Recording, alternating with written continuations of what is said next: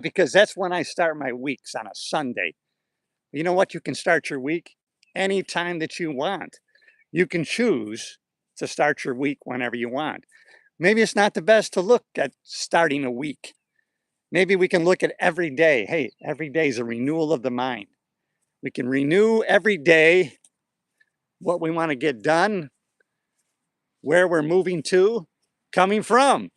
Isn't that the secret, right? Have an image for a future self, a future place you want to be, and at the same time know exactly where you are and now start moving in that direction, right? One step at a time. That's what my channel is all about, everybody. If you haven't already, please subscribe to the channel. And I'm glad you're stopping by here. I do go live vertical for intentional purposes. I know that I learned a while ago, going live in the vertical mode of YouTube, it shows up in the shorts feed. And I get connected to a lot of people who aren't already subscribed. And so I like connecting with new people. I'm trying to grow the channel. So help the show grow, as they say. Andy Frisella is someone I follow, and he does a lot of live broadcasts. And he always talks about help the show grow because he tries to keep as little or no commercials. And hey, that's where I'm at right now. I'm not big enough to have any damn commercials. But I'm glad you're here. It's all good stuff. My creativity is really, it's all around how we can get better every day in every way than we were yesterday. And that's where true happiness is. You want to talk about true happiness, everybody? Good morning, everybody. Thanks for checking in. I'm glad you're here. I'm going to recognize you. All right, everybody, Sunday. I start my week on Sunday. I'm here at Wickham Park in Florida, right adjacent to where I live. Because on Sundays I sprint. That's my workout on Sundays that I do not miss. When I went through the Primal Health Coach Institute training, one of the 10 principles for health is to sprint every 7 to 10 days. Kind of goes back to our primal ancestors, how they weren't really long distance runners. They saved energy so they could sprint on occasion to, go after prey so they could eat a meal. So sprinting, as Mark Sisson, the founder of Primal Health Coach Institute, says, sprinting is important. And I think it played a part in my testosterone levels almost doubling. I think it was a conglomeration of several different things. I started out pretty good. 700 was my testosterone total, although my free was low. And free is the most important. Hi, how are you? Good morning. That's happy Sunday. If you haven't already subscribed to the channel, but I think you're already part of the family, a community of progress. I'm so damn glad you're here. Connecting with people, no greater joy. Of course, the best way is in person, meeting with people now in person, one-on-one, face-to-face, looking into each other's eyes is the best, I think. We're going back to that. I think people are finding that to have the most value. But even connecting this way, even talking to friends or family halfway around the world, FaceTime, to see their face, to see their eyes, pretty amazing that we have that technology that allows us to connect even when we're so far away geographically. We can still connect with them. But I'm here in the park because I'm going to do my sprints today. And I think it played a big role in my testosterone almost doubling. Went from 700 to over 1,000. And I take no TRT, testosterone replacement therapy. I take none of it. But I tried to figure out, why did it go up so much? And the doctor had told me, well, if you want to increase your free testosterone that you now have is 40, you really should increase your protein grams. Raise your protein intake, and that should free up more free testosterone. Well, I actually started to concentrate on getting 180 to 200 grams of protein a day. Well, when I got my blood test 10 months later, sure enough, my free testosterone went from 40 to over 82, I believe it was. It was over 80. So the free testosterone doubled. So, wow, that was amazing. So, and then I started also lifting heavy once a week. I was doing some deadlifting, and that seemed to play a big role also. When I talk to personal trainers, they say, Cliff, it's probably a combination of all three things. Probably the fact that you upped your protein. you're deadlifting, you're sprinting, and you're also continuing your regimen of jumping rope. I love jumping rope. It's so much fun. If you want to, if you're going to do any kind of cardio, heart work, damn it, do it something that you enjoy doing, something that's fun to do, right? It shouldn't be laborious. It shouldn't be labor intensive. And, sprinting, when I get done sprinting here, it's not going to take long. I'm going to do about 10 sprints that last between 8 and 10 seconds long. Less than 30 minutes, I'm going to get my sprinting done, but I've habituated. It's become a great habit. You ever heard that saying? Well, I got into the bad habit of, hey, I got into the good habit of. You know what? Practice getting into the good habit of.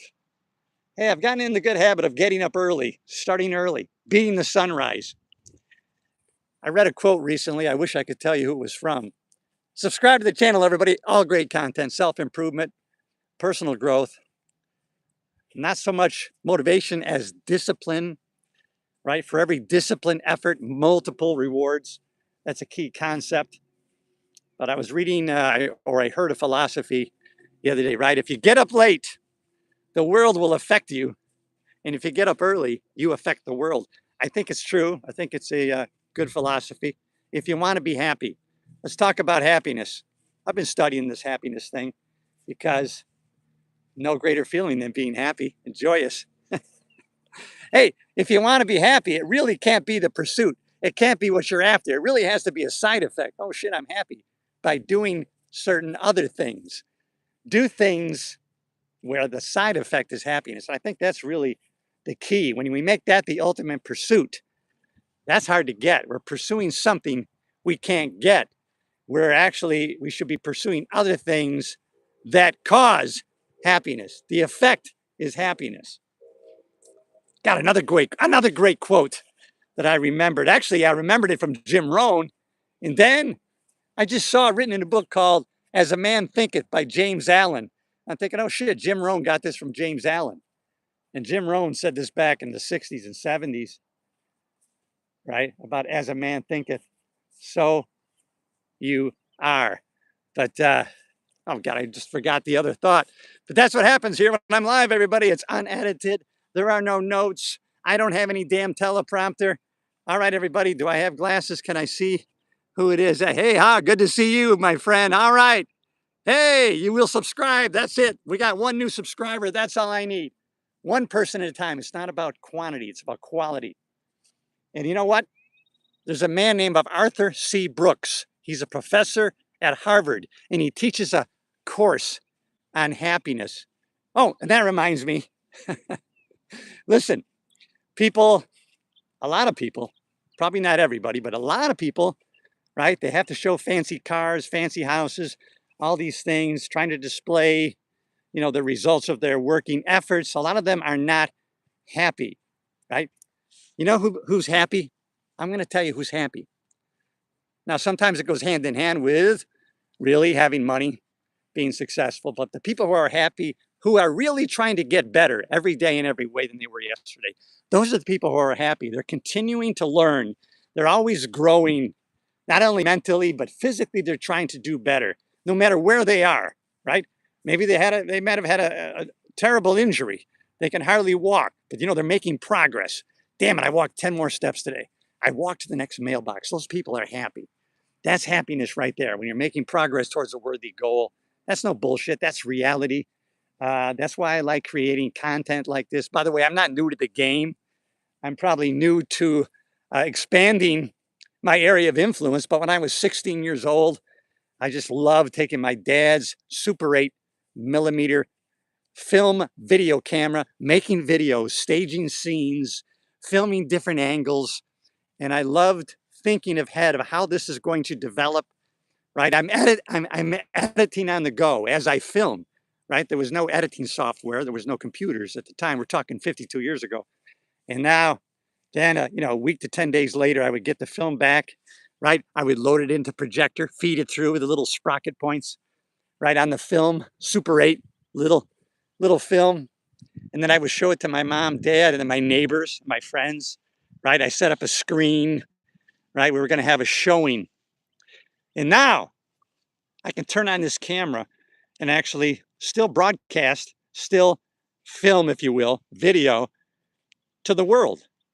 Never been a greater time to be alive. Right now, this moment, today, people are going to tell you it's the worst of times. It's really the best of times right now. Yesterday, when I did a live broadcast, I connected with some people from Vietnam. Before that, it was in South Africa. South Africa. You can actually go live, create something, hopefully of value. Someone halfway around the world can receive it almost simultaneously as it's happening. I don't know. I just think that's pretty damn amazing. I get excited about that shit. I love it. And you should do something you love. And I'll tell you what, if this content resonates with you, leave a comment. I love the comments. And subscribe to the channel. Trying to grow a channel here, a community of progress.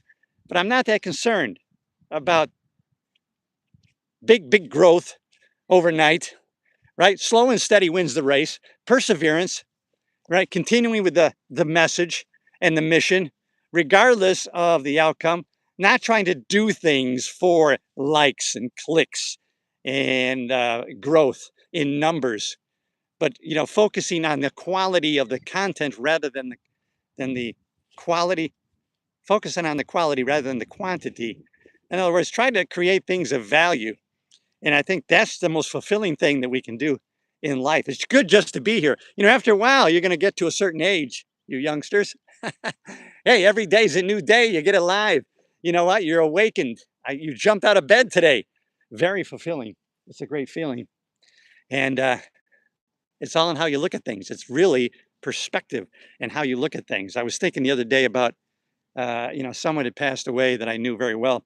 And I was thinking, oh my God, I was watching some cop videos, retired coppers, and they were talking about their alcoholism, their sadness, and all of their PTSD, which I'm sure I must have been suffering from too. The shit that I saw in South LA, South Los Angeles, and the working Compton area many years ago with all the shootings, death. And I was thinking 5 or 6 friends that I worked with on the sheriff's department who have passed away. They're dead, no longer here. And so, but I continued to work out, continued with physical activity, and I continued to learn new things and really not wallow in rumination over sadness that happened long ago. It's not that I don't remember with fondness the people that I used to love and interact with that are gone now, but I take that as an example. What would they want me to do? They would want me to live life fully, which is what I want you to do. I want you to live life fully because I made changes in my life. I made transformational changes in the way I thought. I didn't get any degrees. I didn't go to a college. No, I changed the way I thought.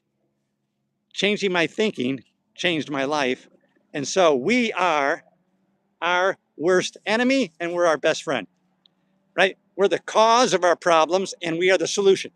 Therefore, we have all the power that we need to do whatever we want to do, or at least go after everything we want to go after. And that's how we're set up. We're set up with a void to keep moving forward, really to achieving. If we're not living our best life, if we're not living the way we want, then it causes anxiety. We create it. We're the factory. So living the way you want to live is important. Now, that may be just sitting on the mountaintop looking at the sky. That may be what you want to do. And you know what? If that's what you want to do, you should do it. Right? That's what true freedom is. This is what fulfills me, is doing this. Then you should do that. And so that's what I'm talking about today. Hey, thanks for checking in, everybody. I love you. Subscribe to the channel. One thing that I'm doing that I shouldn't be doing right now by talking to you is I'm avoiding doing my sprints. And I got to knock that shit off right now. I got to get to my sprinting and get it done. Let me get set up over here. I'm going to do at least 10 sprints today of 8 to 10 seconds each. I'm going to start out at about 50, 60%, right? We want to stretch, don't have an injury. And then, by sprint 4 or 5, I'm going to get up to between 80 and 90% of my effort. And then by the time I get to 8, 9, and 10 in the sprints, I'm going to be taking off. And I'm going to be putting in 100% effort. It's very fulfilling. All right, everybody, I love you. See you in the next video. I'm sure we have 1,000 new subscribers, but somebody said they subscribed. So the fact that we have 1 is enough for me. I set my own standards, my own bars, because you know what? If you rely on culture, the current conditions of the country, of the world, you're going to find out that the bar is pretty damn low, everybody. The bar is pretty low. The standards are pretty low. I set my own standards, and you can too. And if you do that, you're going to find by challenging yourself to get to your next level, that's going to feed your soul. It really is. And you're going to get better every day in every way. And you know who's going to benefit? Not just you, your friends, your family, your acquaintances. They're going to say, what's going on with you? You look great. Why are you glowing? What are you doing different? I want to know. I want to take what you're taking.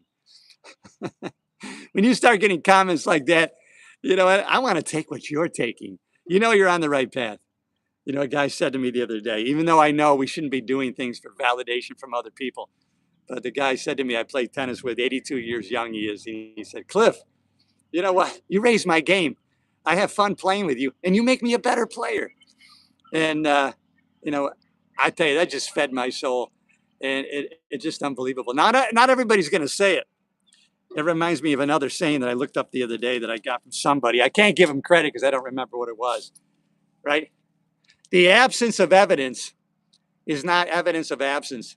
You may not see the difference you're making.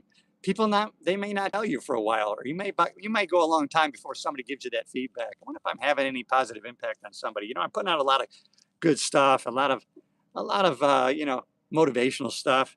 You know, if you're like me, maybe you tend to compare like, hey, look at this old fat bastard. He's got a YouTube channel. He's got 50, 60, 80,000 followers, and he's got so many views. And I have, compared to him, minuscule. I mean, I find him boring. And so we can't get into that habit of comparing ourselves to other people. Make sure you're on the right path, doing the right thing for the right reason, with the right energy. I'm telling you right now, it's going to come back at you tenfold, but it might not be visible right away. It might be like the sculptor. It might be like the stone cutter. He's hit that stone 80 times. There is no visible result that anything is happening. And then on the 81st hit, all of a sudden, the stone breaks away. And then there's a great statue of David. All right, everybody. You know I love you. I'll see you in the next video. You guys are awesome.